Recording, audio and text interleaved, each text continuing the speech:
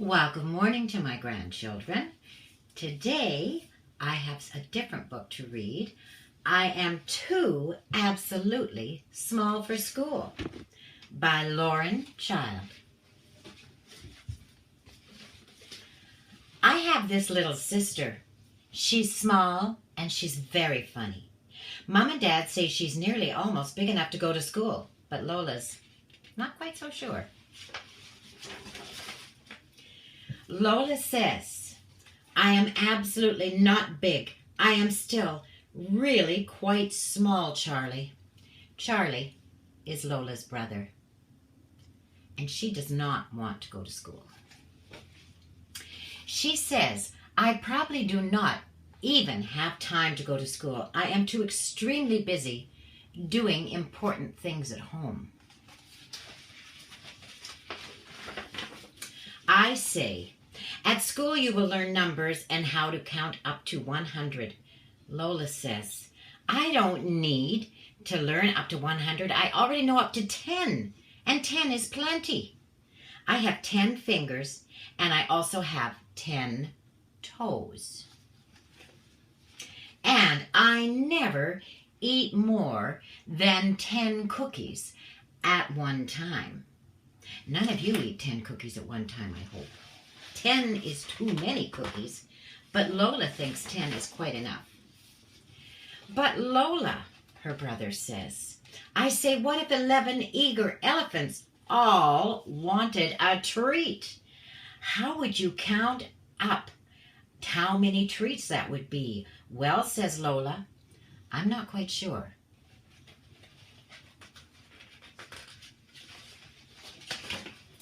And her brother says, what about learning letters, Lola? If you don't know how to write, you can't send cards to people you like. Lola says, I like to talk on the telephone. It's more friendly. And when you talk on the telephone, it's right away. This is what a telephone used to look like, you guys. Now we just have the little guys. This is what Grandma's telephone used to look like. But not everyone has a telephone, you know, Lola, I say. Who doesn't, says Lola. Who doesn't have a telephone? Well, Santa Claus. You have to write him a special note and send it to the North Pole to tell the elves your Christmas wish. Otherwise, the elves might not get your wish, and they might get your present mixed up. I didn't know that, Charlie, said Lola. I didn't know. Now she's starting to think about writing. And Lola, I say, don't you want to read words? Then you'll be able to read your own books and understand secret messages written on the fridge. Lola says, I know lots of secrets and I don't need to read words. And I've got all my books in my head. If I can't remember them, I can just make them up. But she can't read this note on the fridge because she can't read words. And the note says, there's pink milk in this fridge. And did I tell you, pink milk is Lola's favorite milk. Strawberry milk. That's what pink milk is. But Lola, I say, what would you do if there was ever so angry ogres who would not go to sleep unless you read them a bedtime story? I don't want an ogre in my room.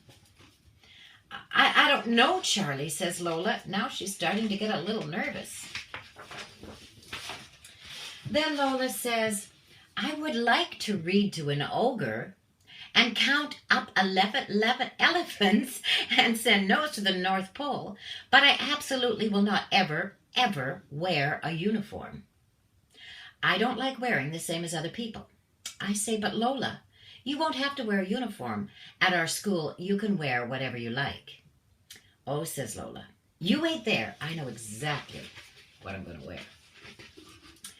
Well, Lola, I say, that's certainly stylish, but you cannot go to school dressed as a crocodile. Lola says, this is not a crocodile, it's an alligator. I say, well, you can't go as an alligator either. Because alligator is for fancy. For schools, stripes is nice. Or plain colors. That's good too. Really, says Lola. I like to wear stripes, says Lola, But what will I do at lunchtime? You know, I'll never, not ever, eat a school lunch. My sister Lola is fussy about food, I say. But Lola, you can take your very own packed lunch in your very own lunchbox. Lola says, I do not want to eat at school, alone, all by myself, and on my own. I don't want to.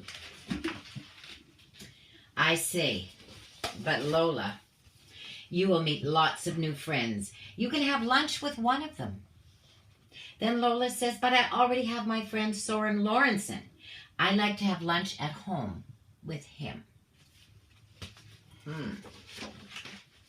Soren Lawrenson, by the way, is Lola's invisible friend. No one knows what he looks like because no one's seen him. I say, well, Soren Lawrenson will be going to school too. What will he do if he can't sit next to you? Uh-oh. Now she's worried. Oh, you're right. Soren Lawrenson is a little slightly nervous to be at school on his own. I will absolutely have to go to school with him. There's no question. I'll have to go with him. Walking to school, Lola was all wobbly. She says Soren Lawrenson is feeling a little slightly not very well at all. He is worried he will not be able to count numbers, do letters, read words, and no one will talk to him, so he will be all by himself all of the time, all on his own. Lola, I say, it will be okay. You'll be fine. I bet you'll both have a really good time, and after school, we'll all have pink milk at home. Again with the pink milk. I think Lola would do just about anything for her pink milk. But all day I'm worried. I don't see Lola at recess. And at lunch, she's nowhere to be found. I looked everywhere. Under the tables, in the cloakroom, everywhere. When school gets out, she's not by her peg where her coat's supposed to go. But then there she is, and she's not all alone by herself. She's hopping along with somebody else. At home, I say, Lola, I told you that you'd have a good time. And Lola says, oh, I know, Charlie. I wasn't worried about school. It was Soren Lawrenson, my friend, who was nervous, not me. I was just fine. School was fine. Bye, guys.